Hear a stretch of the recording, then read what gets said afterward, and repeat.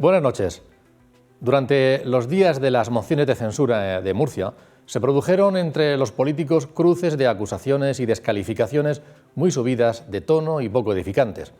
Pero siempre hay quien lo supere todo, y más lo malo.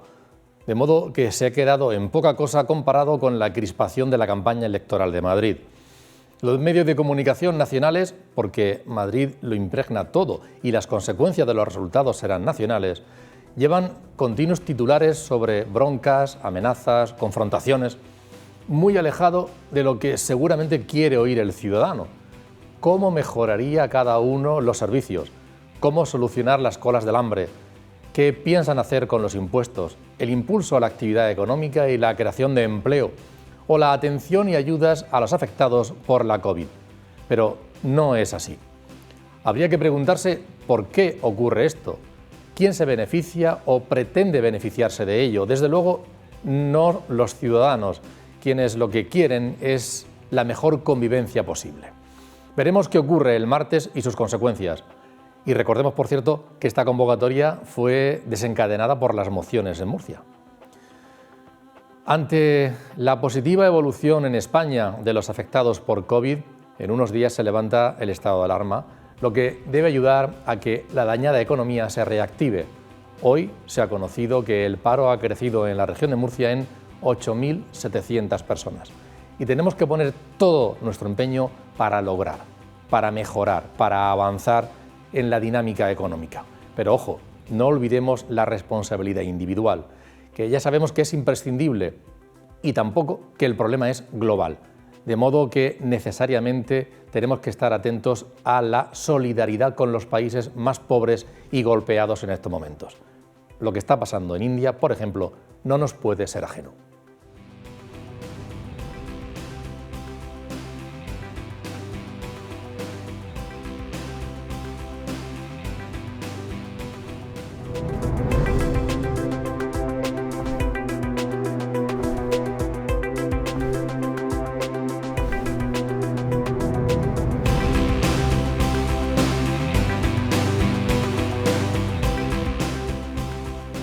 Bienvenidos al que ya es el programa 301 y en él contamos con la presencia de Pablo Blesa. Bienvenido, Pablo. Buenas noches, un placer estar aquí en este 301 programa, que suena muy épico, es un título de película. Sí, sí. Buenas noches a todos. La verdad es que en él ha tenido mucho que ver, el haber estado aquí, te lo agradezco, como tú bien sabes, como también a Gonzalo. Gonzalo Guandosel, bienvenido, buenas noches, un placer estar contigo.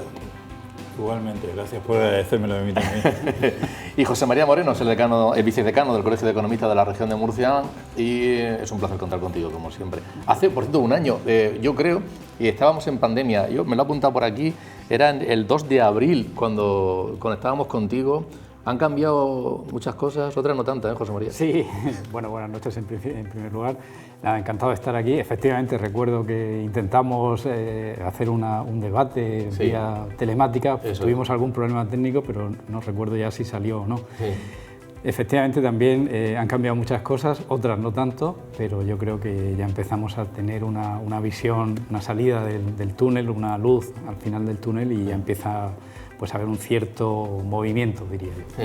Una de las cosas que se hablaba antes, por cierto, de esa pandemia, mucho era de que, bueno, en el Reino Unido se quería separar de la Unión Europea y el Brexit aplicarlo. Ayer, digamos que se bendijo, fue el último, y ya se había entrado en vigor el tratado, pero se bendijo ese acuerdo. Había quien decía, va a haber consecuencias muy negativas para la economía de muchos países, entre otros de nuestro país, de España. Gonzalo, no parece que haya ocurrido tanto, ¿eh? Bueno, precisamente para eso se hizo ese acuerdo que se aprobó en el Parlamento Europeo el martes, ¿no? Acuérdate que hasta la Nochebuena del año pasado no se dieron en vilo, porque si no hubiera habido ese acuerdo, la salida hubiera sido un desastre.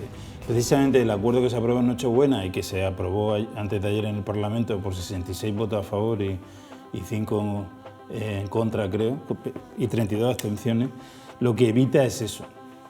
¿Qué pasa? Que de todas maneras yo entiendo que hay mal rollo entre Europa e Inglaterra. Yo creo que han quedado muchas heridas.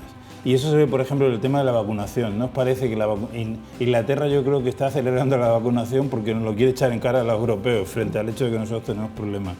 Y luego hay un tema que es el tema de Irlanda del Norte. se tuvo que hacer una especie de invento. La ministra principal dimitió ayer. Sí, exactamente, porque ahí se tuvo que hacer una especie de invento de que Irlanda del Norte perteneciera a Europa todavía de cara a lo que son las barreras arancelarias y tal. Y eso genera, pues por ejemplo, está arruinando a la empresa marisquera de Irlanda del Norte, está arruinando también a los de las flores, a los del chocolate. Entonces hay mucha tensión entre Europa y entre Inglaterra. Eso para ellos, pero para nosotros, para España, por ejemplo, las medidas... No, ya, pero eso genera una... No, para nosotros estamos dentro del acuerdo, estamos dentro de la fase transitoria, vamos a tener menos problemas de que hubiéramos tenido si no hubiera pasado. Pero yo digo que va a haber muchas tensiones y que eso va a provocar entre el Reino Unido y Europa, va a generar muchos problemas en el futuro, porque no ha sido un divorcio, digamos, bienvenido, porque el Reino Unido lo que dice, vamos a ver, pasa página y no seas tan duro con los controles. Y Europa dice, aquí tú tienes que cumplir lo que has acordado y vamos a vigilarlo con mucha fuerza. Para un europeísta convencido como tú, Pablo, esto creo que es un mal sueño, ¿no? Bueno, cuando tratabas de qué ocurría antes de la COVID y las tensiones que había en el entorno internacional y las tensiones geopolíticas y las amenazas a la economía española, que llevaba creciendo desde... Dejamos de crecer con la crisis financiera en 2008, volvimos a crecer 5 años después, gobierno de Mariano Rajoy, y íbamos creciendo fuerte en relación a los socios europeos, lo recuerdo. España era el campeón en el crecimiento en el año previo a la COVID y por desgracia pues se cortocircuitó ese crecimiento. Y la amenaza para España respecto al Brexit era muy grande, porque nosotros, el mayor y el mejor contingente de turistas que nos visitan, del orden de 20 millones de turistas son británicos. Entonces, ¿cómo iba a afectar el Brexit a la movilidad de las personas? No lo sabemos tampoco, porque el hecho de que haya habido una paralización de la movilidad de todo el mundo hacia todo el mundo nos impide ver si los británicos van a seguir viniendo a España, aunque le demos facilidades. Luego estaba también, obviamente, la exportación, nuestro sector de exportación de frutas y verduras, que tiene en el Reino Unido el 45% grosso modo de su mercado. Y es verdad que ese acuerdo de transición, ese acuerdo ya sellado y pactado, incluye los bienes, pero es cierto también que como para que haya un ganador, que es lo que dice Gonzalo, tiene que haber un perdedor. Todos se esfuerzan, estos dos ahora vecinos incómodos, Unión Europea y Gran Bretaña, se esfuerzan por dañarse en lo que pueden. Entonces los controles aduaneros, ahí puede haber, por los dos lados, ganas de complicarle la vida a los camioneros del otro lado y hacer difícil ese movimiento de bienes. Y una cosa muy importante, no olvidemos que la economía del Reino Unido es un 90% servicios y los servicios quedan fuera del pacto. Es decir, solo han sido incluidos en ese acuerdo los bienes, las mercancías. No, con lo cual, no sabemos todavía cómo le sentará a España esta ruptura, el Brexit, y tampoco sabemos cómo le va a sentar al Reino Unido, aunque se prevé que va a perder cuota de mercado y su economía se va a ver dañada y va a generar más paro. Pero el Reino Unido es un país extraordinario, tiene una capacidad de resiliencia, de reinvención y de flexibilidad que la intentan explotar y lo han querido demostrar precisamente con los procesos de vacunación. De todas maneras, Antonio, un apunte. Dicho eso y salvado lo que vamos a sufrir, aunque menos que sin el acuerdo, yo estoy contento de que el Reino Unido haya salido de la Unión Europea, porque ya no nos acordamos de que era un niño malcriado con pataletas que siempre ponía problemas, por lo cual yo creo que está mejor fuera, pero eso es mi opinión personal. Dentro de ese marco, en cualquier caso económico, España tiene que proceder a su reactivación económica, José María. Bueno, el plan de reactivación ya se ha presentado, aunque quedan flecos todavía importantes que presentar a la Unión Europea y que tienen que ver con las reformas de las pensiones, de los impuestos y de laboral, que no es poca cosa, pero bueno, para reclamar los primeros 27.000 millones de euros. La pregunta que se puede hacer mucha gente, bueno, es un triunfo, 27.000 millones de euros, pero claro, ¿para qué? ¿Y a quién va a ir a parar? Son preguntas que se puede hacer o que deberíamos hacernos todos, ¿no? Muy bien, pues sí, efectivamente, bueno, esto es una de las grandes ventajas de estar en Europa. Es evidente y es claro que... Aunque se tiene que endeudar, tiene que recurrir a los mercados, Claro, Europa va a solicitar financiación para financiar a sus socios miembros, entre otros España. España es el segundo receptor de ayuda después de Italia, precisamente porque el impacto de la crisis ha sido el más fuerte, más incluso que Italia. Bien, Europa no da nada gratis, aunque parezca que es gratis, no da nada gratis. Por un lado hay una parte que es un préstamo, un poco más de la mitad de los 140.000 euros son un préstamo, por lo tanto hay que devolverlo en un plazo que ya se establecerá. y la otra parte es a fondo perdido, digamos, es una especie de subvención.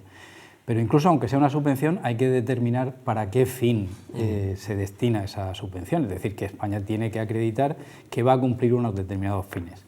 Estos fondos tienen una estrategia, están enmarcados en una estrategia general, que es la de, digamos, transformar la economía hacia una economía más verde, más circular, más sostenible, en fin, todas estas palabras que se utilizan con muchísima digamos, frecuencia últimamente, pero que hay que definir exactamente lo que son. Claro, pero que tiene un taller o una empresita dice, pues, oye, ¿y a mí y yo qué? ¿Cómo puedo yo poner en marcha? Porque si no, hay otros que me van a sacar más distancia y me voy a quedar... Claro, el funcionamiento de esto probablemente sea, lo digo probablemente porque tampoco el Gobierno ha sido muy explícito y ha dado ha sido poco transparente, por lo menos eso es lo que se percibe y lo que ha trascendido a los medios de comunicación y a los propios profesionales. Esto va a funcionar de una manera más o menos siguiente. Habrá empresas que presenten proyectos. ¿A quién? Pues a las comunidades autónomas, al mismo organismo del Estado, en fin, ya se verá exactamente a quién. Presentarán un proyecto. Si ese proyecto está dentro de los márgenes que establece la disposición o las disposiciones que lo desarrollen, pues podrán acometer ese proyecto. Es decir, un pequeño taller, pues la verdad es que es complicado que pueda tener acceso a esos fondos, al menos de manera directa. Quizá si logra enmarcar un proyecto de inversión en alguno de estos ejes, por ejemplo, sostenibilidad, nuevas tecnologías, digitalización, pues probablemente pueda tener acceso, pero si no está dentro de esos ejes es probable que no lo pueda hacer. Y por supuesto, cuanto más pequeño sea una empresa, pues más dificultades tendrá. Eso no significa que no pueda haber sectores que puedan tramitar a través de sus patronales o de sus sindicatos y quizás pueda haber alguna vía por ahí. Pero hay muchas incertidumbres ahora mismo, no se sabe bien cómo se va a articular, no se sabe qué organismos lo van a desarrollar, etc. Pero en cualquier caso, bienvenidos sean, es una buena noticia, pero que va a exigir esfuerzo, es decir, no es un dinero gratis, hay que invertirlo en algún eje, algún fin de los cuales están articulados en el programa, y luego habrá que dar cuenta de cómo se ha gastado ese dinero, que eso también es muy importante. Es decir, luego habrá que hacer una fiscalización, una revisión posterior de cómo se ha utilizado el dinero y si se ha utilizado de forma que no cumple con los requisitos o con la finalidad de los fondos, pues habrá que devolverlo como cualquier otra subvención. Esas márgenes o esas líneas que deben ser así. Bueno, yo creo que las cosas importantes. Siempre se tiende a poner por delante la condicionalidad de los fondos, ¿no? Que, lógicamente, y es bueno que así sea, que haya condicionalidad y control. No puede ser que te digan, usted reciba 140.000 millones, la mitad de ellos gratuitos, o sea, te regalan 70.000 millones, te dan 140.000, la segunda parte con unos intereses bajísimos que España jamás conseguiría en los mercados. Se ha producido el fenómeno histórico de que los que se endeudan, la que se endeuda en este caso para conseguir esos dineros que se redistribuyen entre los Estados miembros, es la Unión Europea. No se endeuda el Estado español ni el Estado italiano, lo cual haría insoportable la deuda pública. Si no llega a ser porque se ha decidido que es ese ente llamado Unión Europea quien se endeuda, España no podría conseguir financiación o a un precio, a unos intereses tan altos que nos arruinarían. Seríamos como una empresa zombie, el país sería como una empresa zombie, con lo cual la fortuna de estar integrada en este marco de la Unión Europea es manifiesta. Ahora, lógicamente, tienen que decirte, tú tienes también que decir cómo vas a gastarte el dinero y, afortunadamente, esto va a ayudar a que España se obligue a hacer una serie de reformas que tenía pendientes para modernizar desde sus pensiones, su administración, para modernizar la economía, para transformar el modelo productivo. Yo quiero recordar una cosa muy importante. Hasta hoy, antes de que nos llegue el dinero, la situación de las empresas españolas es terrible. Han desaparecido 110.000, se han endeudado más de 60.000 millones. Las que hay un dato que a mí me parece fascinante. En los 164 años de historia del Banco Santander, en 2020 fue el único año en la serie histórica que ha perdido dinero. ¿Y de qué manera? Ha perdido 8.000 millones el Banco Santander. Hay una serie de industrias, como todos sabemos, la del turismo, la economía de contacto, que han sufrido terriblemente. Entonces, que ahora nos llegue una Europa con una regadera de millones y nos den un 10% de nuestro PIB en el curso de 6 años. Y quiero señalar una cosa, el plan que presenta la señora Calviño, el plan Calviño, así llamado Calviño, el plan de España, incluye una planificación de inversión de 70.000 millones en los próximos 3 años. Es una oportunidad única, histórica, y voy a decir algo más. Creo que España, que es un país que cuando quiere hace las cosas mejor que ningún otro, mejor que Alemania incluso, sí ha afrontado el desafío entendiendo la magnitud de lo que significa para el futuro de todos, de nuestros jóvenes también en particular. Con lo cual espero que lo hagamos bien. De todas maneras, yendo al uso de esos fondos, ¿de acuerdo? Luego hablaremos de las reformas que tenemos que hacer, pero el uso de esos fondos. Es decir, hay 6 proyectos claros que han marcado en los cuales las empresas pueden optar a esos fondos, que son el coche eléctrico, el hidrógeno de origen verde, la industria aeroespacial, la agricultura sostenible, el uso del español y la inteligencia artificial, eso me llama la atención, y el Sistema Nacional de Salud. Esos son los 6 proyectos, macroproyectos, en los cuales se pueden articular esos proyectos que deben presentar las empresas. Hay una cosa que me llama la atención, que Europa ha marcado mucho, y es que esos proyectos tienen que ser de cooperación público-privada, y lo dicen bien clarito. Y eso va a ayudar mucho a lo que decía antes, de que las empresas pequeñas se pueden sumar a empresas públicas más grandes o se pueden sumar a asociaciones empresariales que pueden hacer que un taller pueda optar también a esos fondos si entra en alguno de esos grupos. Pero hay una cosa que a mí me preocupa sobre eso, y es que el pequeño ejemplo que hemos tenido hace poco de los fondos europeos que ya se han repartido, me da la sensación de que este gobierno tiene la tendencia de confundir lo que es el servicio público con la gestión pública.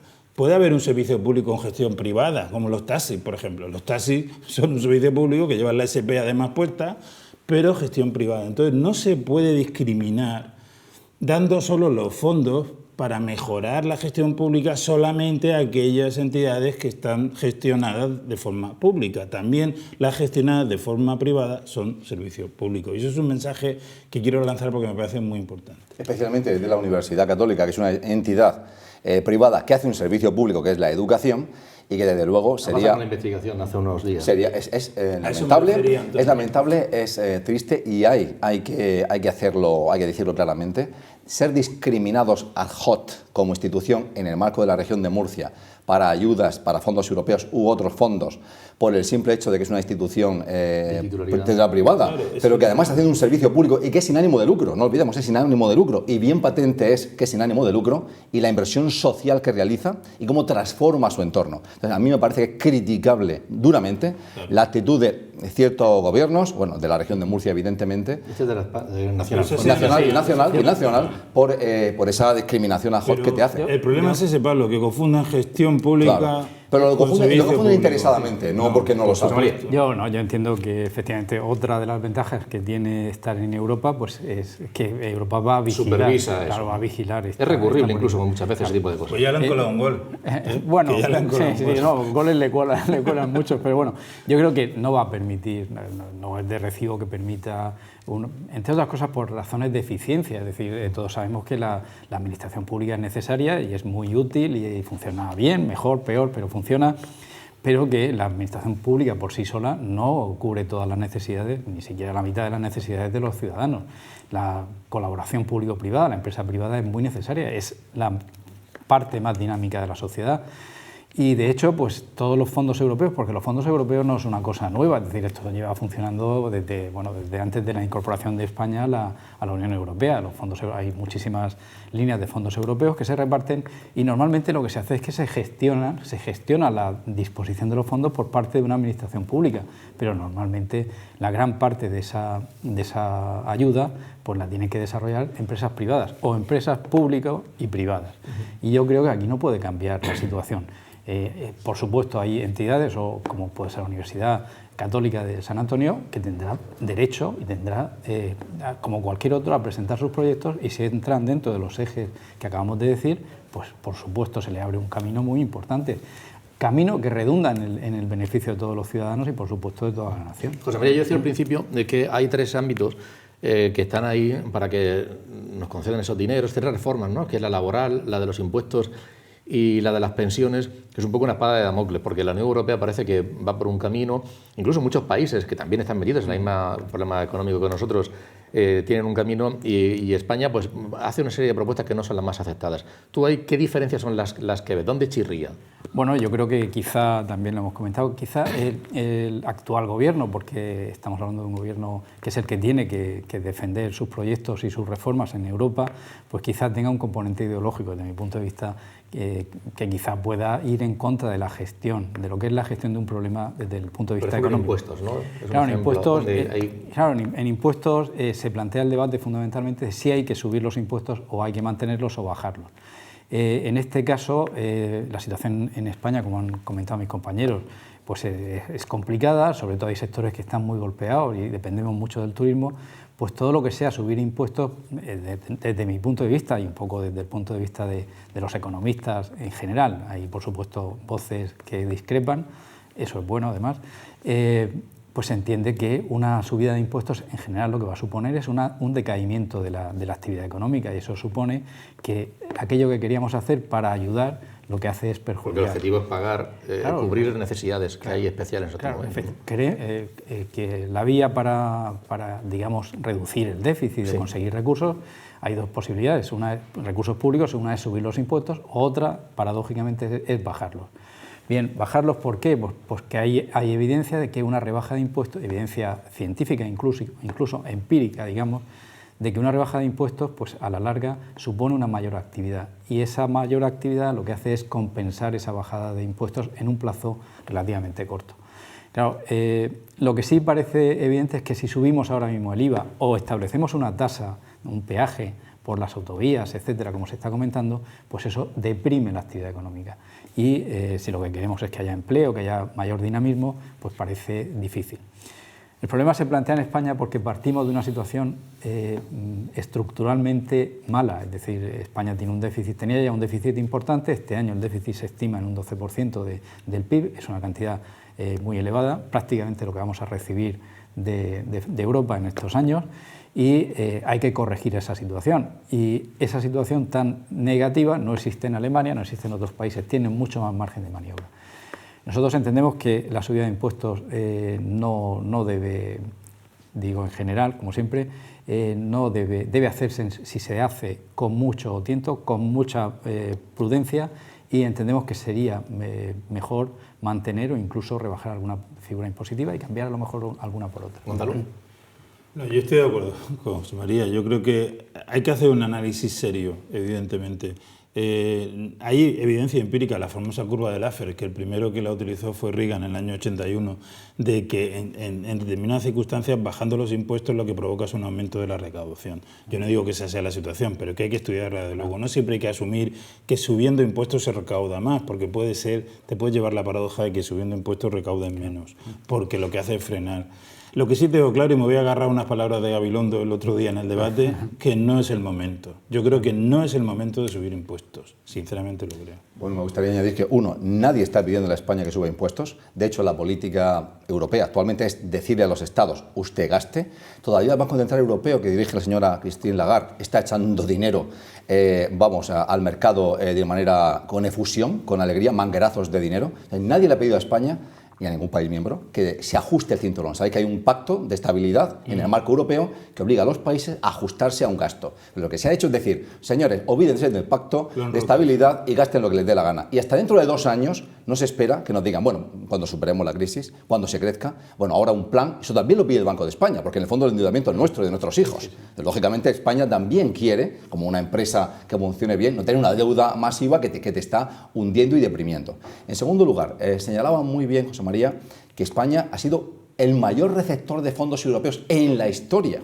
Me refiero que desde que España entra en el mercado común entonces, en el 86, ha estado recibiendo un 1% de su PIB de fondos directos en 2 ámbitos, los fondos de cohesión y los fondos estructurales. ¿Y de qué va esto? Los estructurales, es muy claro, la palabra lo dice, carreteras, aeropuertos, todo lo que vemos, todas las autovías españolas, los aeropuertos, algunos de los proyectos malhadadamente, mal gestionados, mal hechos y fracasados. Cuando llegó la crisis se vio. Pero hemos recibido, para tener el sistema de carreteras que tenemos, de puentes, de autopistas, eso es dinero europeo. Y luego fondos de cohesión. Y lo señalo ¿por qué? Porque en el marco del gobierno regional existe una Secretaría de Acción Exterior y fondos europeos. Murcia sigue recibiendo fondos de cohesión. Los fondos de cohesión es para que las regiones más pobres en el marco europeo, pues avancen hacia la convergencia con las ricas. Es lo que también hacemos en España distribuyendo fondos hacia Extremadura o Murcia o Andalucía. Con lo cual, Murcia sigue siendo sujeto de beneficios en ese sentido, en ese paquete, y algo muy importante. Como en una economía que actualmente soporta 900.000 personas en ERTES y 3,5 millones de parados, en una economía con ese número de mortandad empresarial, en una economía en la que recientemente el Gobierno ha inyectado a las empresas de manera directa 11.000 millones. ¿Cómo una economía que está así le vas a pedir ahora ajustes y subida de impuestos? No puedes hacerlo. De todas maneras, Gonzalo. No, quería apuntar que ha entrado Pablo, que para mí de esas reformas que tú has anunciado, la más importante es la reforma laboral. Yo creo que la reforma laboral es no se va a derogar íntegramente. Ahí estoy. Estoy contento en el sentido de que en los últimos días, sobre todo de que se ha ido Pablo Iglesias, a la señora Díaz, le he escuchado otro discurso. O sea, ya no es el discurso de vamos a derogar la famosa reforma del 2012 entera, ¿no? De hecho, en una entrevista que lo escuché ayer, ella decía que ya, de hecho, no puede hacer eso, ya no puede derogar. Ella lo que podrá hacer es cuando llegue al artículo 15 del Estatuto, que son las modalidades contractuales, o cuando llegue el artículo 12, que es la parcialidad, ella podrá regular, podrá legislar de una manera distinta. Luego ya no habla de derogación. Y en ese sentido yo creo que ella se está calvinizando de alguna manera, ¿no? Parece que hay una convergencia. No sé, es como si la salida de Pablo Iglesias hubiera hecho que sea posible pues que haya una convergencia dentro del Gobierno en línea con lo que nos pide Europa. Y eso para mí es una buena noticia. Estamos el próximo domingo. El día 9. El día 9 se van a levantar el estado de alarma. Vamos a ver qué ocurre ahí con las medidas. Hay un conflicto entre las comunidades autónomas que dicen que igual falta un marco normativo que permita regular lo que ocurra a partir de ese momento. Pero lo que es cierto es que debe servir para reactivar la economía con responsabilidad. José Manuel, yo no sé, estamos en unos datos, tengo por aquí una nota, 900.000 personas en ERTE. ¿Qué crees? Y ha sido un año muy duro para las empresas en general, pero sobre todo hay sectores que no, que les ha ido incluso mejor, ¿no? Pero otras muchas les ha ido mal, y algunos sectores especialmente. Estoy pensando en el turístico, por ejemplo, ¿no? Tenemos a la vuelta de la esquina el verano. ¿Cómo ves esa salida y qué puede ocurrir con esos 900.000 personas que están en ERTE? ¿Qué eres tú? Bueno, pues yo creo que tenemos que ver la salida con cierto optimismo. Yo creo que es verdad que la situación es muy complicada. A mí me gusta mirar el futuro con optimismo. Quizá a lo mejor pues luego no se cumple, pero yo creo que hay una demanda, una cierta... La situación es muy difícil para las empresas, sobre todo las empresas turísticas o relacionadas con el turismo, con la hostelería en general, hoteles e industrias conexas, pero es cierto que se percibe unas ganas de desquitarse por parte de la gente. Eso significa que probablemente en los próximos meses, si las cosas van bien, pues esta demanda que está en cierto modo contenida, pues va a explotar, por decirlo de alguna manera. Habrá que hacerlo de manera prudente y yo creo que eso va a ser muy positivo. También es verdad que va a depender de cómo evoluciona el sector turístico. Me refiero en los países que hemos comentado, del Reino Unido, de Alemania, etc. Nuestros países, digamos, de donde vienen nuestros turistas.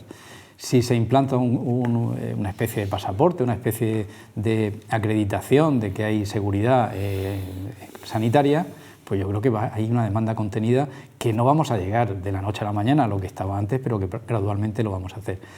La situación, yo creo que somos conscientes de que estamos pasando todavía pues una situación muy difícil y que realmente pues hay que salir de esto y hay que vivir y hay que gastar, hay que consumir lo que se necesite, pero es verdad que ha habido muchas decisiones que se han pospuesto, se han congelado y yo creo que van a ir saliendo poco a poco. Lo que hace falta es que la Administración ayude, es decir, no ponga palos en la rueda, lo que hay que hacer es ayudar.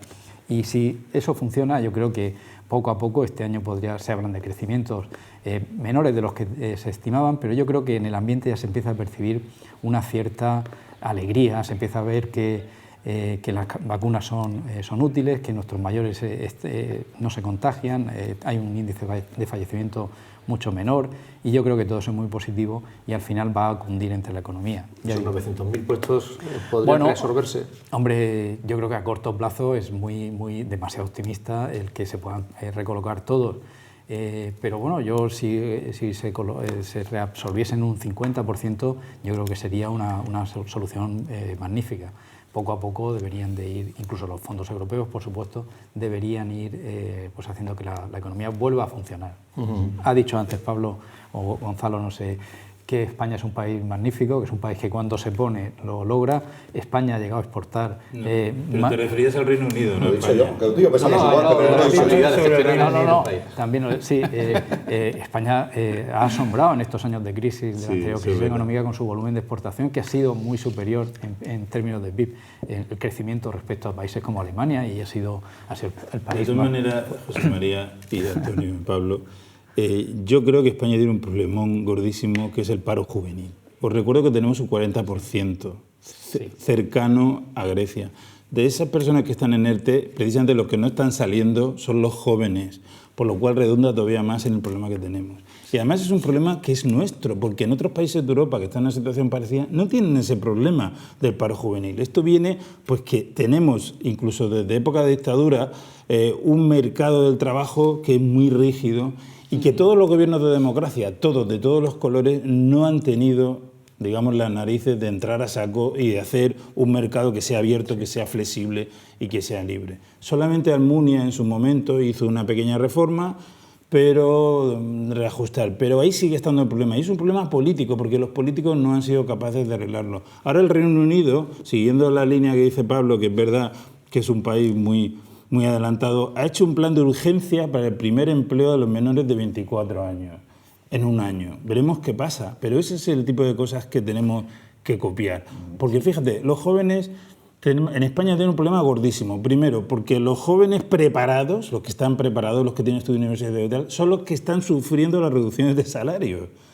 De hecho, ayer hubo una encuesta brutal de que una parte muy pequeña de los jóvenes con estudios y tal son capaces de comprarse su vivienda. Pero es que los jóvenes sin estudios son los que están sufriendo el paro. Es decir, que el gran problema para mí, ese 40% es la gran línea roja, y ahí donde deberíamos haber un consenso, si es posible, en esta España que tenemos hoy en día, para arreglarlo. Con una cuestión añadida, y es que si a la hora de hablar de las pensiones se ha oído que una de las propuestas es la posibilidad de que retrasar la jubilación, pues todavía esa bolsa de empleo juvenil está muy bien, que hay gente que además ya ha cumplido cierta edad y puede seguir aportando todo su conocimiento, todo su talento, pero todavía la incorporación de los jóvenes se ralentizaría si no se toman medidas. Y luego, ¿cuándo van a empezar a tributar? Y decir, ¿cuándo van a empezar a recoger problemas añadidos. Yo abogo en este caso por copiar al Reino Unido, que tanto admira Pablo, y hacer ese plan de incorporación menor. Vamos a escuchar una circunstancia que se ha producido durante este periodo de confinamiento y de personas afectadas por la COVID. Ha sido los propios sanitarios que se han ido...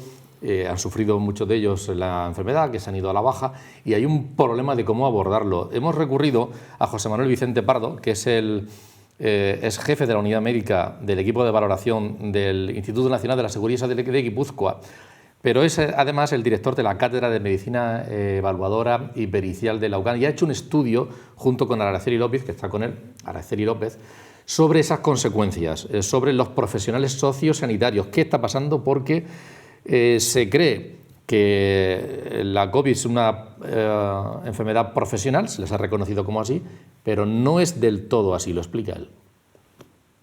En principio este cambio era solo a efectos prestacionales, y así se indicaba, y de forma excepcional.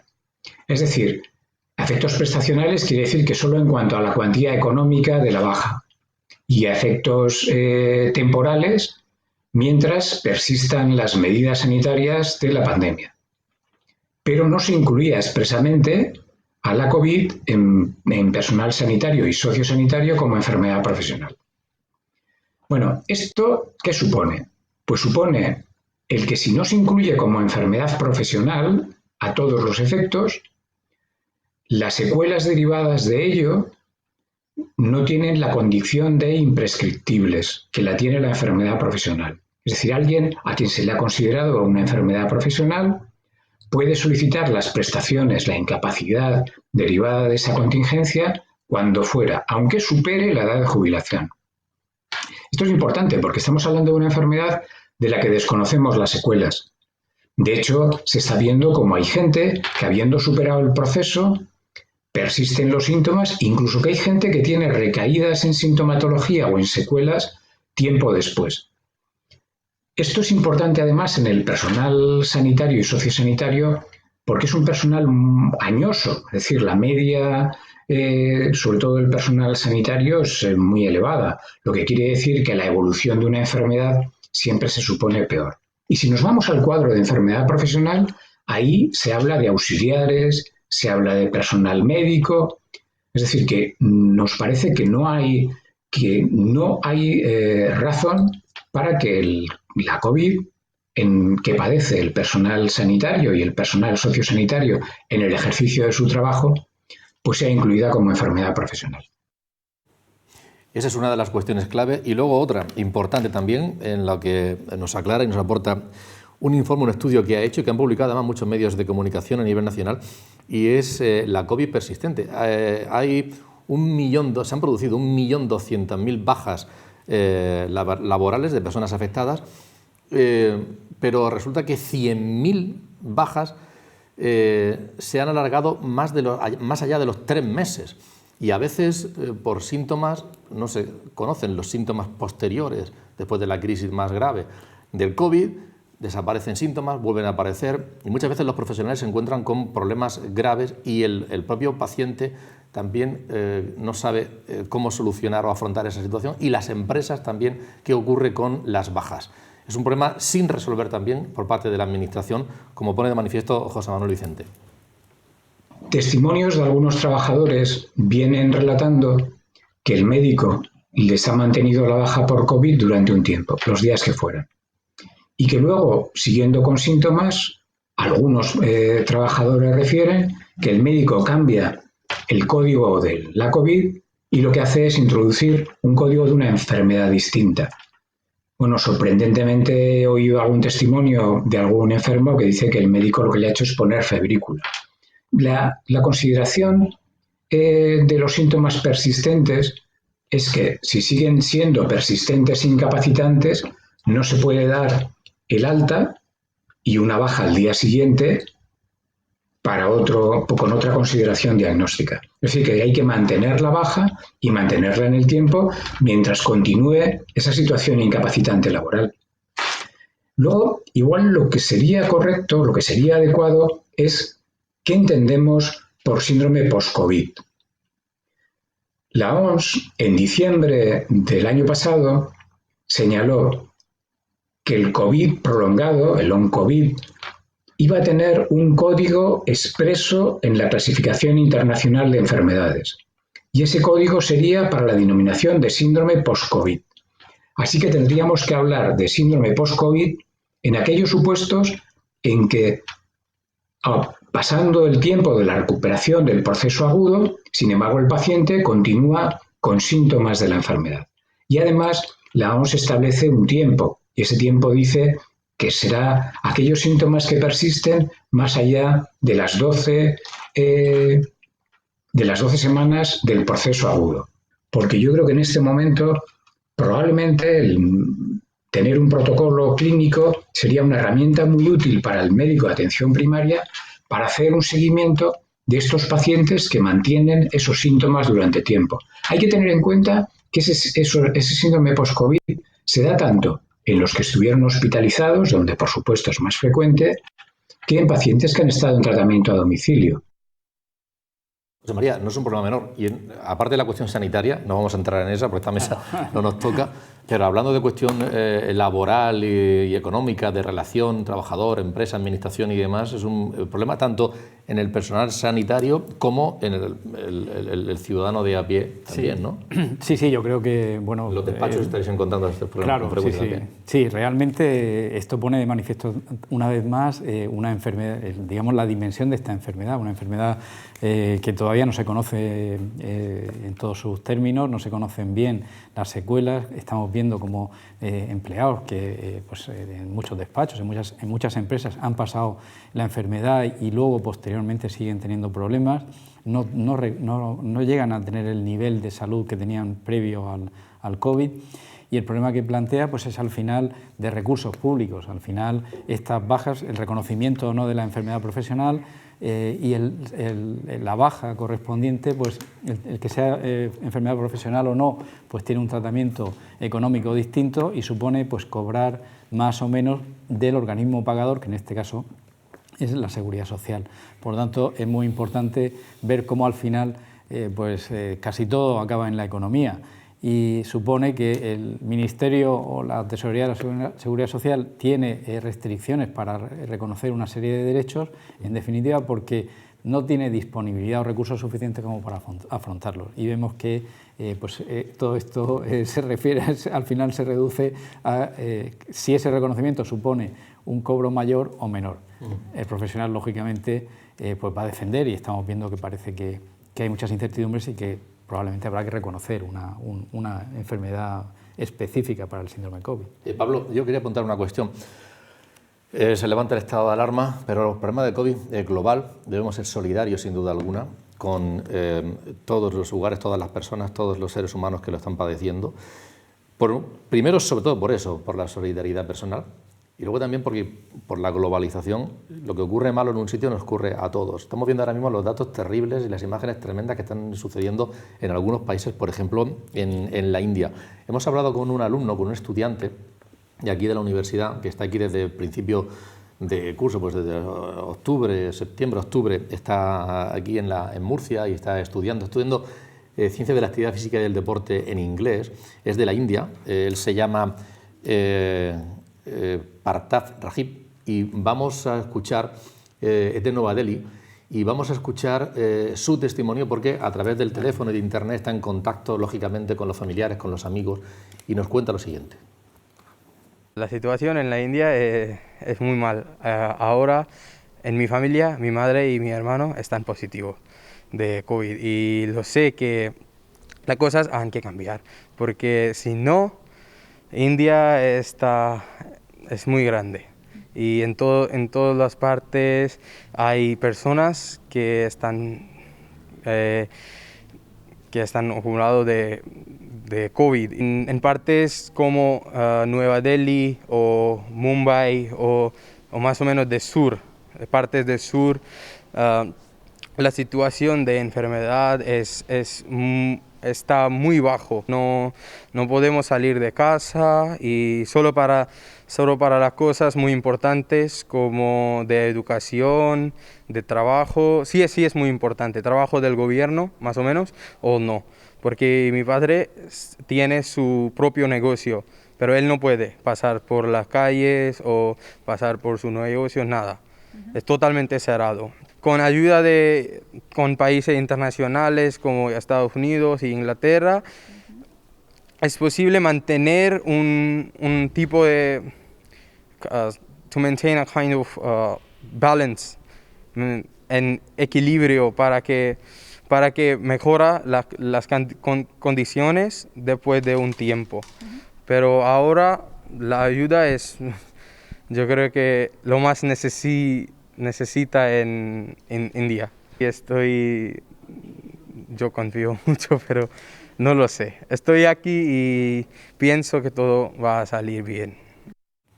Es un chico, es Partaf Kalra, es de Nueva Delhi, estudia Ciencia de la Actividad Física y del Deporte en inglés, como decimos, en la universidad. Llegó al principio del curso y está terminando ya todo el tiempo, pues eso, a base de estar en contacto, ver los medios de comunicación, qué está pasando en su país, y por teléfono, por internet, estar en contacto con su familia, con sus amigos, y lógicamente es doloroso. Bueno, en primer lugar, para aquellos que al principio de la pandemia, hablo de jefes de Estado y de Gobierno, que hablaban que la COVID era una gripecilla sin mayor consecuencia, pues los datos que estamos tratando del daño persistente, crónico, con que deja a las personas afectadas impedidas. Y yo tengo un familiar que sufrió la COVID y hoy le han detectado fatiga cardíaca, y eso va a ser algo crónico.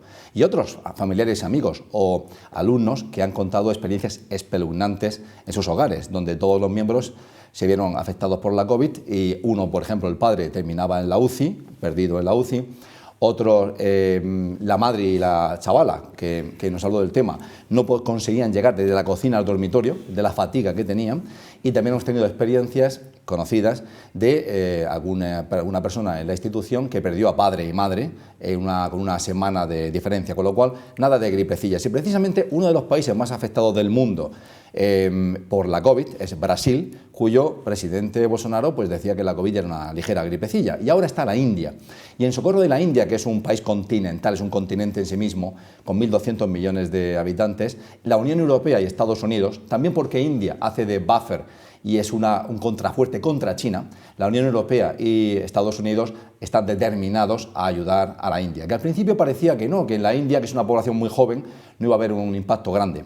Tercero, muy importante, la UCAN, que es una institución global que tiene departamentos y oficinas en 11 países del mundo, y uno es la India, y otros son otros tantos, Brasil, América Latina, muy afectados por la COVID, también percibimos y sentimos el embate y el efecto de la COVID, tanto porque muchos alumnos no han podido, que se han registrado en la UCAN, no han podido todavía llegar al campus, porque ha habido imposibilidad de movimientos, como por el empobrecimiento que ha sobrellevado las familias en ciertos estados, en ciertos países, y que han llevado a que muchas empresas cerrasen, a que muchos alumnos pidiesen ayuda y, obviamente, a que mucha gente se viese con su negocio mermado. El transporte y los vuelos y demás, Gonzalo. La verdad es que a mí el tema de la India me toca muy personalmente. Es cierto que de cuando empezó el COVID, esto hace un año, yo siempre estaba pendiente de India, y mis amigos me decían, ¿por qué? Digo, porque yo he vivido en la India, estuve 2 meses en Calcuta hace ya años, y lo que yo vi allí, el 30 o 40% de la población viviendo en la calle sin ningún tipo de medida higiénica, no me podía creer que el COVID no afectase a la India, pero vamos, que fuese... Por desgracia ha llegado ya. Además he escuchado esta mañana una cosa terrible, es que parece que la variante india tiene un 90% más de contagio y un 60% más de mortalidad, lo cual lo hace realmente tremendo para los que no conozcan la India, que es un país donde hay, bueno, como ha dicho Pablo, la suerte que tiene es que parece que va a superar a China dentro de poco en población, y eso hace que los países como Estados Unidos y Europa pues se vuelquen para hacer un contrapeso contra China, y eso puede que le ayude. Pero la verdad, la situación, le mando un abrazo a este alumno porque la situación allí debe ser tremenda. José María, hablábamos de la recuperación de las 900.000 personas en ERTE, pero hoy se ha conocido los datos del paro. El paro en la región de Murcia ha subido en 8.700 personas con el paso de la tercera ola del coronavirus. Y en España la tercera ola destruye casi 140.000 empleos, aunque el paro baja. Son datos que, bueno, yo no sé si eran más o menos previsibles que ocurriera esto y sobre los que hay que trabajar y afrontarlos, ¿no? Sí, yo creo que eran previsibles, puesto que toda la recuperación pues se ha demorado, se está demorando más de lo que se preveía. La tercera ola ha sido la ola de Navidad, pues ha golpeado muy fuerte a la economía española durante el primer trimestre, y es muy difícil que los datos sean positivos. Yo creo que siendo eso así y teniendo que asumir esa realidad, pues vuelvo a lanzar ese mensaje de cierto optimismo. Yo creo que hoy ya, a finales de abril, pues se percibe una situación que empieza a cambiar para bien, que si no hay ningún nuevo acontecimiento negativo importante, como pudiera ser una nueva cepa, una variante, etcétera, pues yo creo que las cosas van a ir razonablemente mejor. El efecto rebote se tiene que producir y se está produciendo. Yo creo que en cierta medida ya se empieza a percibir. Las comunidades autónomas empiezan a abrir, empiezan a levantar un poco las restricciones, y eso va a suponer pues un mayor dinamismo en la economía. Hombre, el gobierno es optimista. Antes lo ha dicho Pablo, han hecho un plan para 3 años, del 2021 al 2023, de 70.000 millones, que ellos lo dividen un 29% en transformación digital, un 39% en transición ecológica, un 10,5% en educación y un 7% en I+D+I. Eso es lo que ellos quieren invertir con esos 70.000 millones, y lo que pretenden obtener son los 800.000 puestos de trabajo en esos años. Que yo no entiendo, esto ya es ecológico, no entiendo esa obsesión de los socialistas por los 800.000 puestos de trabajo, porque ya Felipe González lo dijo, luego Zapatero volvió a decir 800.000, entonces no entiendo cuál es el rigor científico detrás de esa cifra, que parece que sea cual sea el plan que sea y el año que sea, siempre sale la misma cifra. Me gustaría hablar con los técnicos que hacen eso. Pero bueno, el hecho es que ellos prevén un crecimiento del 6,5% para el 2021, Y eso es un crecimiento importante que hay que conseguir. Ayer el BBVA me parece que preguntaba sobre el 5, Sí, 5,7. yo hablo del 5,7. Sí. Yo hablo de lo que el gobierno planea. Bien, la verdad es que vamos a analizar brevemente también otra cuestión. Mientras que todo esto está ocurriendo a nivel global, en todo el país, hay un lugar donde se habla, yo creo que de esto poco, y es en la Comunidad de Madrid, y además los políticos no están lanzando mensajes sobre cómo afrontar, fundamentalmente, sobre cómo afrontar la situación, cómo mejorar, qué pasa con los servicios, sino hay otra batalla abierta y que además lo impregna todo a nivel nacional. Lo que hemos hecho ha sido irnos nosotros vía telemática a Madrid y reclamar la opinión de políticos murcianos, de diputados y senadores murcianos que están allí. Por tanto, están viviendo de primera mano y además les afecta muy directamente también, o indirectamente, pero también la campaña. Vamos a escuchar, en primer lugar, a Paco Bernabé, que es senador del Partido Popular, y a Juan Luis Soto, diputado del PSOE, son los dos grandes partidos nacionales. ¿Qué opinan ellos sobre qué está pasando con la campaña y, pero sobre todo, si el resultado que se produzca en Madrid puede tener consecuencias en la política nacional e incluso, ¿por qué no?, también en la región de Murcia? Estamos hablando de la provincia más poblada de nuestro país, estamos hablando del centro político, económico y social de nuestra nación. Por tanto, todo lo que suceda en Madrid tiene una trascendencia enorme a nivel nacional. Y de ahí, bueno, pues la importancia que le estamos dando no solo el Partido Popular, sino todos los partidos políticos. El hecho de que un líder nacional de una formación como es Podemos haya dejado nada menos que una vicepresidencia del gobierno para entrar al debate de una comunidad autónoma, pues nos da una idea de que no es una comunidad autónoma cualquiera y que es una comunidad autónoma con muchísimo peso. Yo no sé en lo que están pensando las demás fuerzas políticas.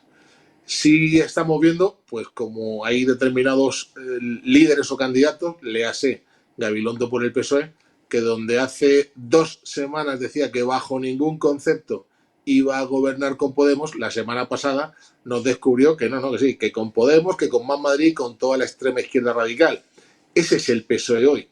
Y de la misma forma que sé dónde está el PSOE, es decir, la radicalidad de izquierdas, de los populistas, de los estalinistas, de los comunistas en definitiva, pues hay otro partido, que es el Partido Popular, que lo está diciendo muy claro. Nosotros queremos gobernar en solitario. En la región de Murcia la situación es sólida, es solvente, está garantizada.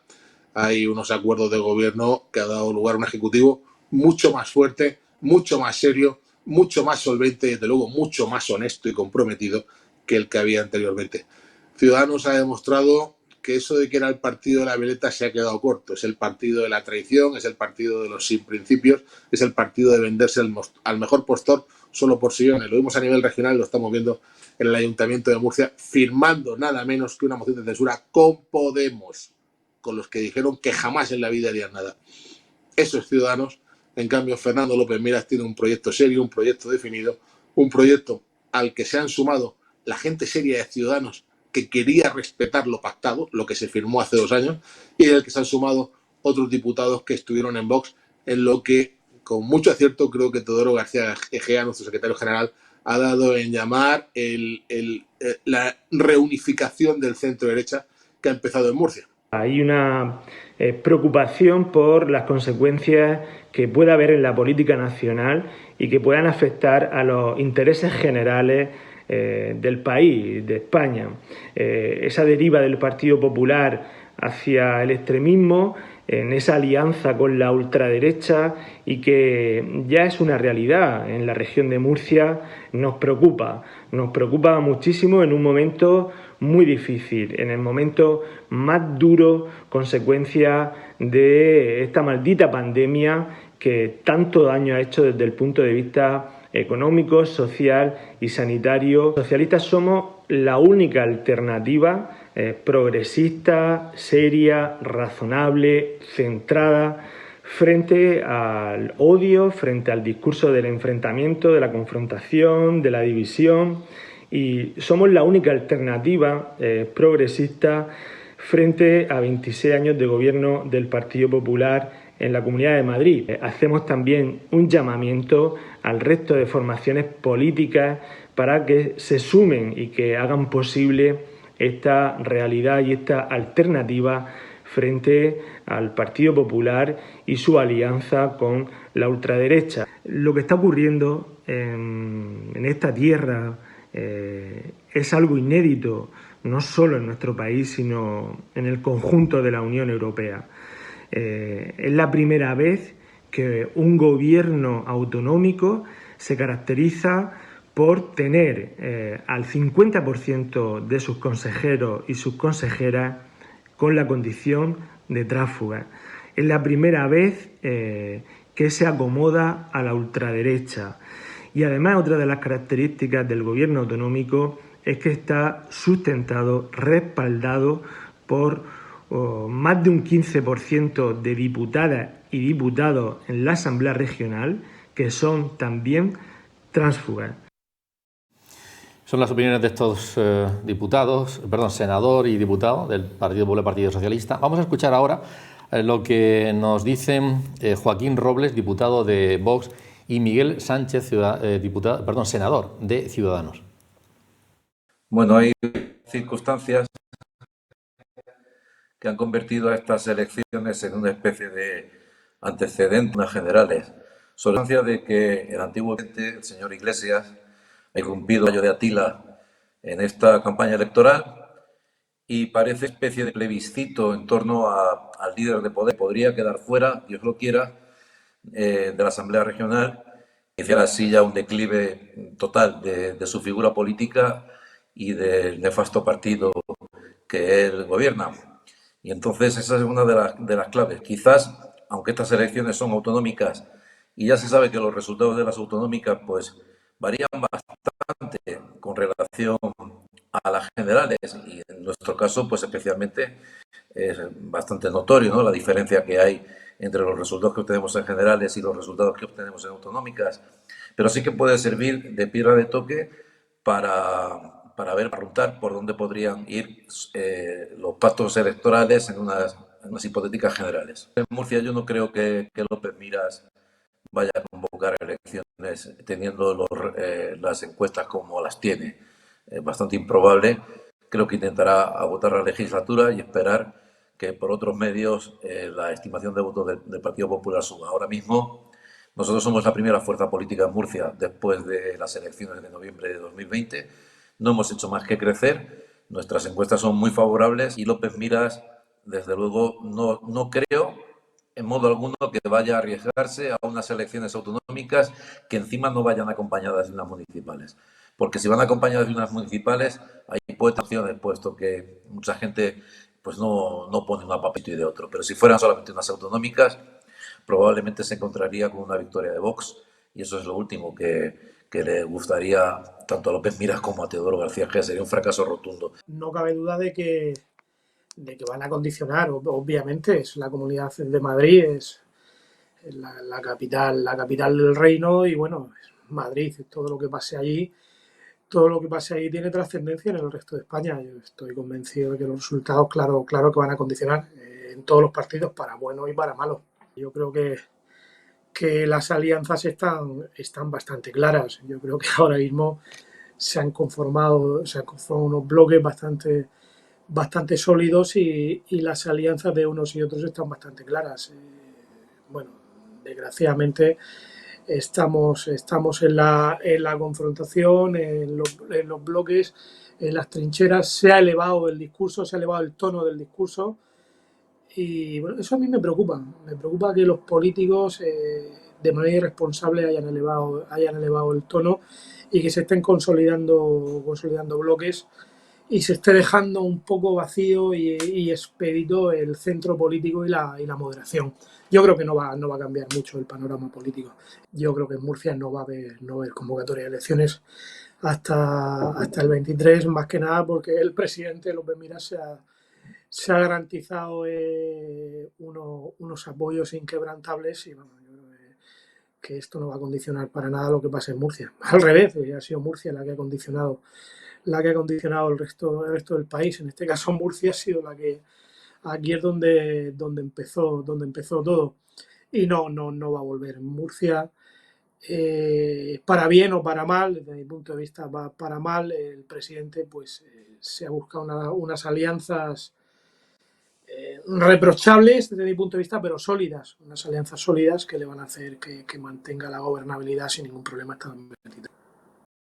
Bueno, pues así están las opiniones que hemos recabado y también hay sondeos. Pablo, vamos a ver un sondeo.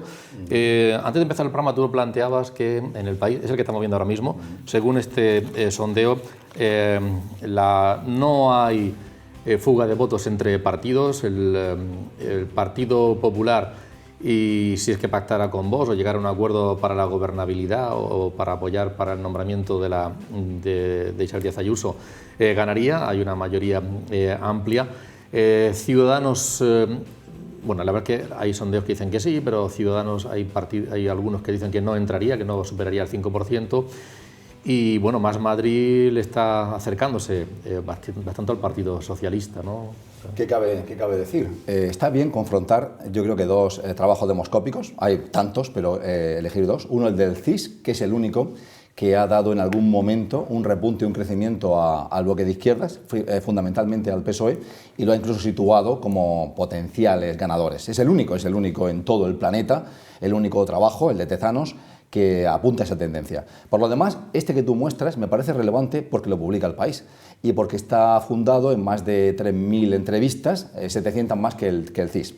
Entonces yo creo que este resulta objetivo por esa doble variable de que lo hace una empresa reconocida, Metroscopia, y lo publica un medio, digamos, con una tendencia de centro-izquierda y sin embargo los datos son muy relevantes. ¿Por qué? Porque estos datos respaldan que la decisión de la señora Ayuso habría sido la correcta, ya que ella incrementa el número de escaños del Partido Popular, casi lo dobla, de 30 a 59. He dicho bien, de señora Ayuso, porque no es tanto Pablo Casado, es Ayuso. No, es una decisión. El efecto Ayuso. Todos sabemos que hubo una llamada telefónica a medianoche de la señora Ayuso cuando en Murcia se produce ese terremoto político, esa moción de censura. Y es verdad que todo esto empezó en Murcia, hay que recordarlo. No olvidemos que Murcia ha dictado indirectamente, colateralmente, la agenda de la política española, porque ha generado el efecto espejo en la Comunidad de Madrid.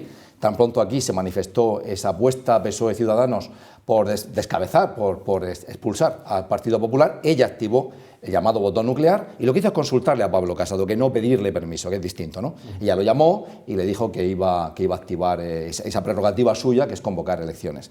Como consecuencia, parece que la apuesta le sale bien. ¿Por qué? Porque dobla los escaños de su partido, finiquita, con lo cual consigue, en esa idea del PP de integrar a la derecha, finiquita, destruye, mutila y hace desaparecer en Madrid a Ciudadanos y se lleva todos los escaños de Ciudadanos. Es que ella no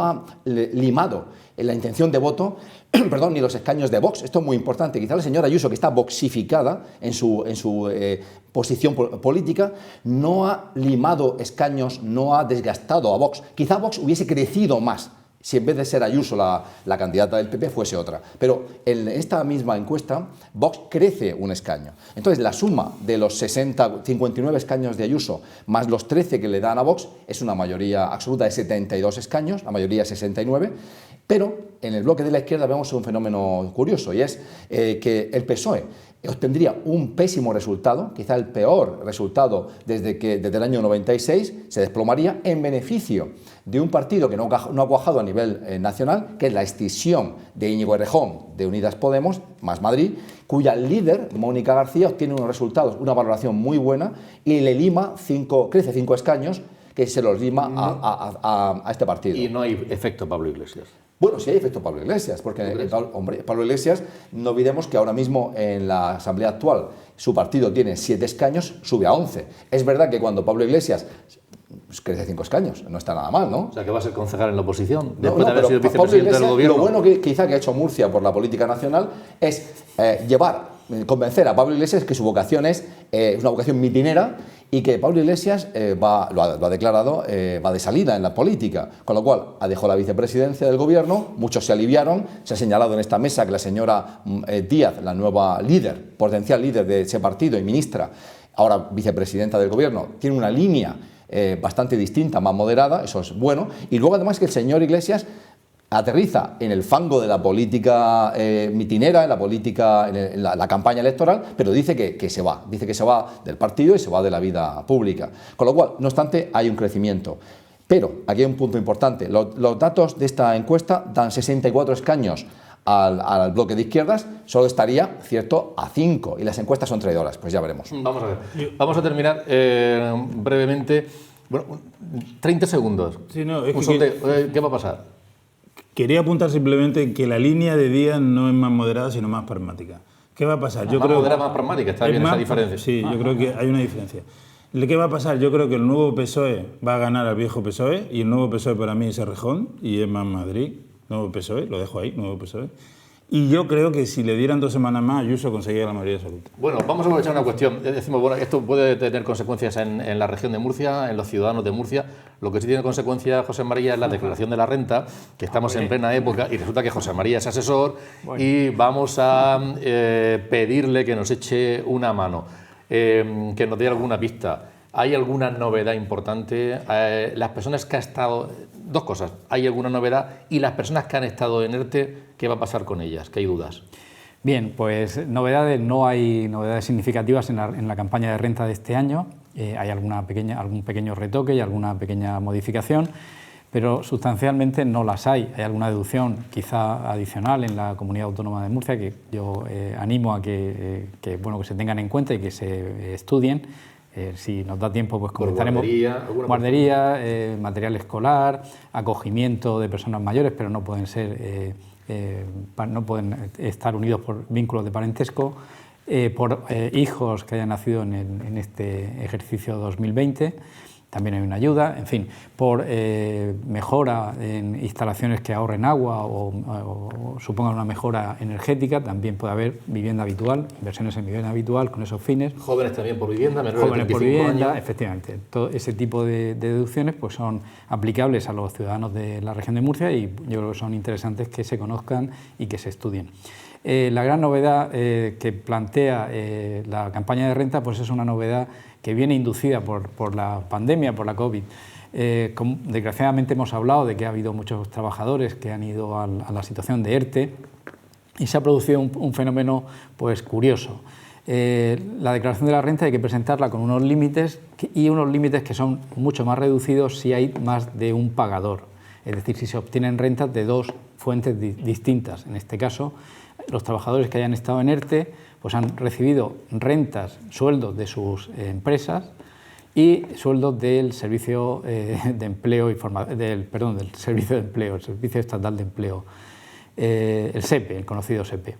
Son dos pagadores y eso significa que van a tener que presentar declaración de renta siempre y cuando el importe percibido esté por encima, bruto, esté por encima de los 14.000 euros.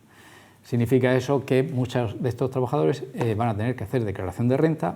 Antes el límite era 22.000 euros y también se da la circunstancia negativa de que como la retención que le han practicado sobre esas rentas ha sido muy baja, es decir, se le ha descontado muy poco dinero, pues se van a encontrar con la mala noticia de que van a tener que ingresar. Se han hecho algunas estimaciones y por término medio para rentas entre 25 y 30.000 euros, pues se puede calcular que muchos de ellos, o una media, digamos, de ellos, puede suponer un ingreso adicional de una cantidad a pagar de unos 800, en torno a 800 y 1.000 euros. Esa es la gran novedad, no es una novedad propia de la campaña. Pero porque la retención que se le hacía era más baja que la no se le hizo el pago poco a poco y ahora van a tener que hacer ese pago. Correcto. Es decir, si la retención que le correspondía era un 10%, pues la retención probablemente haya sido de un 2, una media de un 3, un 4%. La diferencia, lógicamente, tienen que ingresarla ahora. Esa es la gran novedad y una novedad pues que va a ser, digamos, muy negativa para aquellas personas que, además de tener esa incertidumbre, esa situación de angustia personal que supone estar en un ERTE, pues supone también el problema de tener que ingresar. También hay que decir que el Gobierno va a poner en marcha unas medidas para aplazar, para hacer más llevadero ese pago. Pero realmente es un hecho. Pues en cualquier caso, infórmense en la propia Hacienda y los asesores están para eso, para echar una mano. El Colegio de Economistas está a su disposición, todos los profesionales y otros compañeros, no solo los economistas, y por supuesto hay servicios públicos de ayuda a la declaración. Gracias, Gonzalo Gondosel, gracias, José María Moreno, gracias, Pablo Blesa. Un placer haber estado con ustedes. Volveremos el próximo jueves. Buenas noches. Buenas noches.